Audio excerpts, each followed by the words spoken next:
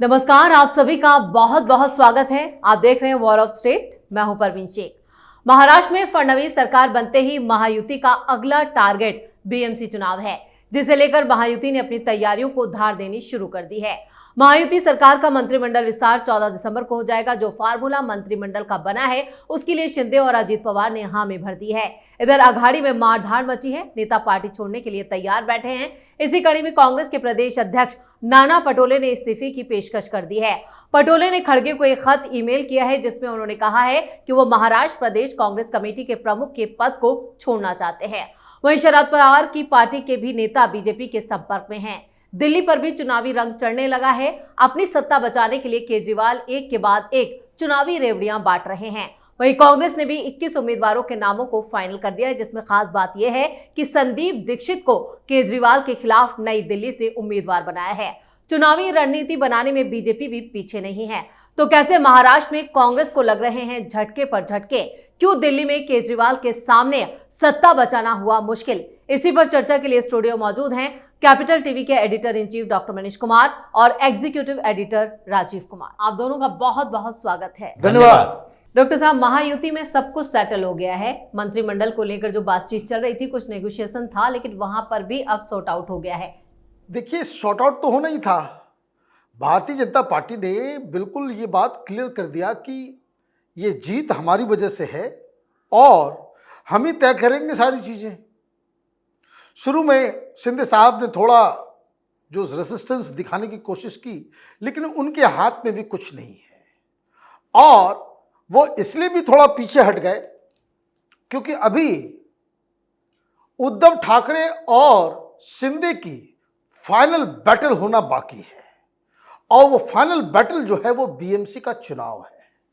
BMC के चुनाव में अगर यही परफॉर्मेंस शिंदे दिखा पाते हैं तो उद्धव ठाकरे के लिए डेड एंड आ जाएगा और अगर भारतीय जनता पार्टी शिंदे के साथ मदद में खड़ी नहीं होती है तो फिर ये एक नई जीवनदान जो है अमृत मिलेगा उद्धव ठाकरे को। तो शिंदे के लिए ये जरूरी है कि भारतीय जनता पार्टी की शर्तों के साथ जो है वो चले, क्योंकि दोनों मिलकर चुनाव लड़ेंगे तो फिर उद्धव ठाकरे के लिए बहुत ही ज़्यादा मुश्किल होने वाला है। उनको रिवाइव करना बड़ा मुश्किल पड़ जाएगा। तो एक तो कारण ये है। दूसरी चीज, ये जो नाना पटोले जो उधर जो चल रहा है, ये तो होना ही था। वो इसलिए होना था क्योंकि पहले ही रिव्यू मीटिंग हुई दिल्ली में, जिसमें राहुल गांधी भी, खड़गे भी, सारे लोग थे। बीच में उठ के चले गए राहुल गांधी। उसमें क्या हुआ था? उसमें सारी जिम्मेदारियां खड़गे के बारे में कहा जा रहा है कि उन्होंने बहुत डांट लगाई सारे नेताओं की, जो जो अलग अलग राज्यों में इंचार्ज थे, जो कोई भी सजेशन देता था उसको डांट फटकार। उस मीटिंग का लब्बो लुभाव यही निकला कि राहुल गांधी तो बड़े अच्छे हैं, राहुल गांधी जननायक हैं, राहुल गांधी मेहनती हैं, राहुल गांधी बहुत बड़े नेता हैं, लेकिन ये जो हरियाणा में हार हुई, ये महाराष्ट्र में जो हार हुई, उसके लिए लोकल जिम्मेदार है। तो एक तो दबाव चल रहा था और जब ये खबर आई तो नाना, वहाँ तो ऑलरेडी अलग अलग ग्रुप्स बने हुए हैं, तो नाना पटोले के ऊपर किसी ने कह दिया कि भाई आरएसएस का एजेंट है, ये आरएसएस का एजेंट है। अब नाना पटोले तो इंतजार करेंगे कि क्या जिस नेता ने ये बात कही उसको कोई डांट फटकार रहा है या सब लोग शांति से उसको सुन रहे हैं। तो इनके लिए बड़ा मुश्किल हो गया था। तो इन्होंने इस्तीफा की पेशकश की है और मुझे लग रहा है कि वो इस्तीफा एक्सेप्ट भी कर लिया जाएगा। लेकिन अगर ये इस्तीफा एक्सेप्ट होता है तो आप ये समझिए कि कांग्रेस पार्टी की जो 16 हैं उसमें क्रैक आना बड़ा लाजमी हो जाएगा। पार्टी टूटेगी भी। कई सारे लोग इंक्लूडिंग नाना पटोले वो शिफ्ट कर सकते हैं दूसरी पार्टी में। बिल्कुल, तो इसके आसार सबसे ज्यादा नजर आ रहे हैं कि कांग्रेस पार्टी में टूट होगी। लेकिन उद्धव ठाकरे क्या अपना संगठन बचा पाएंगे? क्या यहाँ पर जो बीएमसी चुनाव उनके लिए चुनौती बना हुआ है, उस चुनौती को पार पाएंगे? देखिए, लगता तो है जो स्थितियां उद्धव ठाकरे की है, उससे लगता है कि उद्धव ठाकरे अब थोड़े थोड़े बदले बदले से नजर आ रहे हैं। इस बीच महाराष्ट्र में एक चर्चा हो रही है कि देवेंद्र फडणवीस और उद्धव ठाकरे की फोन पर बात हुई और फोन उद्धव ठाकरे ने किया फडणवीस को बधाई देने के लिए। लेकिन बधाई तो पहले शपथ के समय दे चुके थे। अभी इसकी चर्चा क्यों हो रही है? क्योंकि एकनाथ शिंदे दिल्ली आने से मना कर रहे थे और उन्होंने दावेदारी जो पेश की कि नहीं, हम सीएम पद तो छोड़ दिए, हमने पहले ऑफर दिया था 6 महीने के लिए कि 6 महीना भी सीएम बना दो, फिर हमने गृह मंत्रालय छोड़ दी, अब हमें कुछ और इंपॉर्टेंट मिनिस्ट्री, रेवेन्यू दे दो, इरिगेशन दे दो, अर्बन डेवलपमेंट दे दो। ये सारी बातें शिंदे कर रहे थे और जिस तरीके का रवैया एकनाथ शिंदे ने दिखाया है, चुनाव परिणाम आने के बाद जब उनको कहा गया कि भाई पिछली बार आपको सीएम बनाए थे, इस बार भारतीय जनता पार्टी के इतने प्रचंड बहुमत और जिस तरीके से भारतीय जनता पार्टी ने लीड किया, आप लोग उन्हीं के साथ इतनी सीटें लेकर आए हो, तो कम से कम उसका सम्मान करो, नहीं तो पार्टी का सम्मान खतरे में पड़ जाएगा। लेकिन फिर भी ये नहीं माने, जिस तरह से नखरे दिखाते रहे वो अभी तक चल रहा है। और इस बीच जब देवेंद्र फडणवीस आते हैं दिल्ली और अमित शाह से मुलाकात हुई, नड्डा से मुलाकात हुई, पीएम मोदी से मुलाकात हुई और इस मुलाकात के बीच उधर एक चर्चा चलने लगती है कि देवेंद्र फडणवीस से उद्धव ठाकरे ने बात की थी और यह बात उद्धव ठाकरे और देवेंद्र फडणवीस की हुई है। तो इसमें सिर्फ बधाई संदेश नहीं है बल्कि एक दूसरा संदेश भी है और यह संदेश उद्धव ठाकरे को लेकर है कि उद्धव ठाकरे अब आगे क्या चाहते हैं, क्योंकि बीएमसी को लेकर back to back meeting Uddhav Thackeray कर रहे हैं और इन मीटिंग में परिणाम क्या निकलकर सामने आ रहा है। सारे जो एक्स कारपोरेटर हैं, पहले के जो कारपोरेटर हैं, वो सब कह रहे हैं कि हमें पूरी तरीके से बीएमसी में हिंदुत्व का मुद्दा लेकर जाना है और उसके लिए अघाड़ी को छोड़ना जरूरी है और तीसरे तरफ उसके लिए भारतीय जनता पार्टी का एक बैक सपोर्ट हमें चाहिए। क्यों? क्योंकि इतने दिनों तक भारतीय जनता पार्टी को, देखिए 2014 की बात है, उसके बाद बीएमसी चुनाव हुए, भारतीय जनता पार्टी को केवल 8 सीटें कम थी उद्धव की शिवसेना से, लेकिन फिर भी भाजपा ने न तो वहां पर मेयर के लिए दावा किया और न डिप्टी मेयर के लिए दावा किया, तो पूरी तरह से बीएमसी को उद्धव ठाकरे को हवाले कर दिया कि नहीं, हम सरकार में हैं, हम सीएम की कुर्सी पर हैं, आप बीएमसी को अपने तरीके से चलाइए, हमारा हस्तक्षेप नहीं रहेगा। लेकिन फिर भी अब जो स्थितियां बदली उसमें उद्धव ठाकरे, संजय राउत और उनके आसपास के लोग जो भरमाने की कोशिश कर रहे हैं, उनको निपटाने की बात हुई कि देखिए अब आपकी वापसी का मतलब भारतीय जनता पार्टी नहीं है, आपकी वापसी का मतलब वैचारिक वापसी है और भारतीय जनता पार्टी के नीचे से ऊपर तक, यानी महाराष्ट्र यूनिट से शीर्ष नेतृत्व तक के लोग, सब लोगों का यह मानना है और संघ का भी मानना है कि उद्धव ठाकरे जब से अघाड़ी के कैंप में गए हैं, अघाड़ी वाले या फिर वो जो सो कॉल्ड सेकुलर पार्टियां हैं, वो उछल कूद मचा रही है इस बात के लिए कि देखो ये हमने एक हिंदुत्व वाली पार्टी को तोड़ लिया, अपने साथ मिला लिया, उसको सेकुलर बना दिया। अब इन लोगों का मानना है भारतीय जनता पार्टी के साथ गठबंधन करो, नहीं करो, आओ नहीं आओ, लेकिन कम से कम आप स्वतंत्र तरीके से तो राजनीति करो, आपके हिंदुत्व की राजनीति तो जिंदा रहना चाहिए, ताकि उन लोगों को ये जो मौका मिलता रहता है कि कोई भी इस क्षेत्र में राजनीति करने के लिए आए, हिंदुत्व का मुद्दा उठाए, तो वहां उसको किसी तरीके से सेंध मारना शुरू कर दो, उस पर एक बड़ी जीत भारतीय जनता पार्टी या संघ की होगी। और इस बात के लिए उद्धव ठाकरे लगता है कि उनका कंफ्यूजन धीरे धीरे अब इधर की तरफ आ रहा है। जो अघाड़ी कर रहे थे, पिछली मीटिंग में उन्होंने कहा कि बीएमसी में पूरी तरीके से हम हिंदुत्व के एजेंडे पर चलेंगे, अपने लोगों को कहा, लेकिन यह नहीं कहा कि अघाड़ी अभी छोड़ेंगे। लेकिन फिर भी वो धीरे धीरे इस तरफ आ रहे हैं कि नहीं, अब ये वैचारिक कंफ्यूजन नहीं चलेगा, हम अपने विचार को जो पहले था उसी पर स्ट्रिक्ट रहेंगे। और ये शिंदे के लिए भी बड़ा झटका है कि अगर थोड़ा बहुत सपोर्ट भी बीजेपी का बीएमसी में मिल गया उद्धव ठाकरे को, और अभी जो स्थिति महायुति की है, जो सरकार बनाने के लिए भारतीय जनता पार्टी को चाहिए, वो 13 विधायक चाहिए। और ये जरूरी नहीं है 57 हो, 41 हो, अजीत पवार हो या शिंदे हो, उनकी जरूरत ही नहीं है, जरूरत तो 13 की है। उद्धव ठाकरे के पास भी 20 है। अगर ये लोग ऐसे ब्लैकमेलिंग करेंगे तो राजनीति में कुछ असंभव नहीं होता। और यही फडणवीस चुनाव के समय में जब इनसे पूछा गया था कि उद्धव ठाकरे की क्या वापसी कभी हो सकती है, उन्होंने बड़ी समझदारी से कहा था कि देखिए, राजनीति में कुछ असंभव नहीं है, ये हमारे ऊपर डिपेंड करता है। हमारी विचारधारा के साथ कोई चलने के लिए तैयार हो तो हमारे दरवाजे भी हमेशा के लिए किसी के लिए बंद नहीं होते हैं। बिल्कुल सही कहा कि राजनीति में कुछ भी असंभव नहीं होता, लेकिन यहाँ पर दिल्ली में केजरीवाल के लिए दोबारा सत्ता पाना जरूर असंभव हो रहा है। देखिए, कांग्रेस पार्टी के ज्ञान चक्षु खुल गए जी।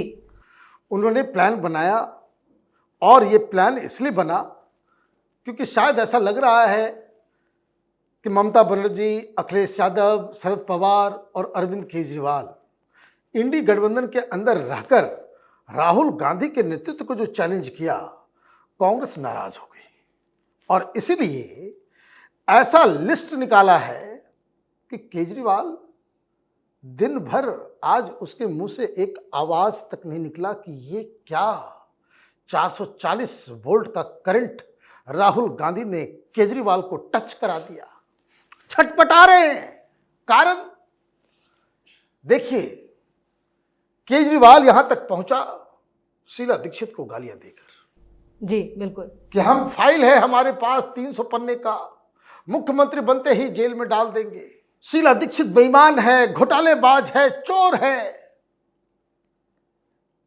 गली गली में इवन जिन लोगों ने शीला दीक्षित को देखा, दिल्ली के लोग अभी भी कहते हैं कि दिल्ली में आज तक शीला दीक्षित जैसी कोई चीफ मिनिस्टर आई नहीं। और केजरीवाल उनके ही कामों को अपना बता रहा है। केजरीवाल जब से आया है, कोई मेजर इंफ्रास्ट्रक्चर प्रोजेक्ट दिल्ली में कामयाब नहीं हुआ, लागू ही नहीं किया। तो आपने क्या किया? आपने संदीप दीक्षित को नई दिल्ली भेज दिया। अब देखिए गेम, नई दिल्ली से अभी तक उसने अपनी उम्मीदवारी घोषित नहीं की है। पिछली बार 20,000 वोट से जीता है जी, है ना? 20,000 वोट से ही जीता है। वो संदीप दीक्षित की मां की कंस्टिट्यूंसी है। अब इसमें एक और पहलू समझ लीजिए कि कांग्रेस पार्टी के नेता कह रहे हैं कि इस बार हम जीतेंगे नहीं तो कोई बात नहीं, केजरीवाल को जीतने नहीं देंगे। अब संदीप दीक्षित को आप वहां लेकर के आते हो तो दो सिचुएशन है। वो क्या है दो सिचुएशन? एक सिचुएशन ये है कि केजरीवाल के पीछे ऑलरेडी एंटी इनकम्बेंसी है जी। पिछली बार 20,000 वोट से जीता, इस बार 10,000 वोट से जीतेगा अगर बहुत कुछ फेवरेबल में रहा। और ये 10,000 वोट अगर संदीप दीक्षित घुसते हैं और वो खा जाते हैं तब तो इसके हाथ से गया मामला। पिछली बार कांग्रेस का उम्मीदवार 4,500 वोट लेकर आया था। बात ओनली 4,500 वोट जो है कांग्रेस पार्टी को मिली थी। तो अब अगर केजरीवाल नई दिल्ली से कहीं और भागा तो ये तो चुनाव शुरू होने से पहले ही केजरीवाल हार गया। लोग कहेंगे डर गया, भाग गया, कांग्रेस पार्टी ने खदेड़ दिया। नंबर 2, और अगर लड़ता है संदीप दीक्षित, वहां मेहनत करते हैं, तो आप ये समझिए केजरीवाल को अपनी सीट जीतने में मुश्किल हो जाएगी। क्योंकि वहां जो खबर आ रही है, भारतीय जनता पार्टी से भी एक बहुत जोरदार उम्मीदवार लड़ाया जा रहा है जो ऑलरेडी पिछले 2 महीने से काम कर रहा है और सिर्फ उसके ही नाम से केजरीवाल डरा हुआ था। अब इस गेम में संदीप दीक्षित भी कूद गए। वो भी संदीप दीक्षित एक पूर्व सांसद है दिल्ली से, और वहां एक पूर्व सांसद ही पूरा कैंपेन कर रहा है, उसको लड़ा जाएगा केजरीवाल के खिलाफ। तो ऐसे में केजरीवाल तो न घर के रहेगा न घाट का रहेगा। 21 सीट जो चुन के दिया गया है, परपड़गंज को इन्होंने शॉक दिया। बड़े बड़े जो वीआईपी कंस्टिट्यूंसीज है वहां कांग्रेस पार्टी ने डंक मारा है केजरीवाल को।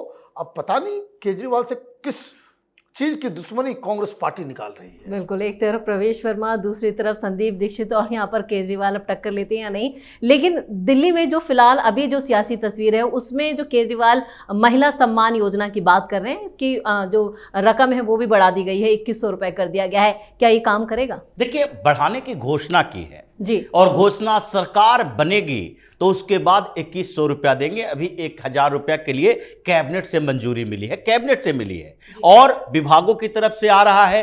पूरे विभागों ने पूरी बात बता दी कि देखो, इस तरीके से दिल्ली को खाली नहीं किया जा सकता है। और women and child development department जो है उसने तो सीधे तौर पर कहा कि देखो इसमें क्या क्या समस्याएं हैं। अरविंद केजरीवाल की समस्या सबसे बड़ी यह है कि दिल्ली में जो महिलाएं हैं या दिल्ली के जो लोग हैं वो फ्लोटिंग है, यहां पर कभी आते हैं कभी चले जाते हैं। इसका सबसे बड़ा दुरुपयोग होगा अगर नोएडा में कोई रह रहे हैं, वहां पर दिल्ली में कुछ दिन के लिए रह लिए, वहां से आधार कार्ड वोटर आईडी कार्ड बनवा ली और वो महिला जब पैसा लेने लगी तो वहां से दिल्ली से नोएडा चली आएगी, फरीदाबाद चली जाएगी, हरियाणा चली जाएगी, पंजाब चली जाएगी। तो इसमें बहुत बड़ा फ्रॉड होने की संभावना है, जिसको इन लोगों ने घोस्ट बेनिफिशियरी कहा है। और इसी तरीके से एक और बात कही है कि अभी आपके पास पैसा नहीं है, सरकार है, केंद्र सरकार से आप 10,000 करोड़ मांग रहे हैं, वो भी मंजूरी नहीं मिली है। इसमें 4,500 करोड़ लगेगा और अभी दिल्ली का जो बजट है उस बजट में अगर पूरी तरह से देखा जाए तो 15% बजट का पैसा सब्सिडी में जाता है और इसके बाद तो 20% से ज्यादा हो जाएगा। मतलब सारा पैसा अगर इसी तरह बहाओगे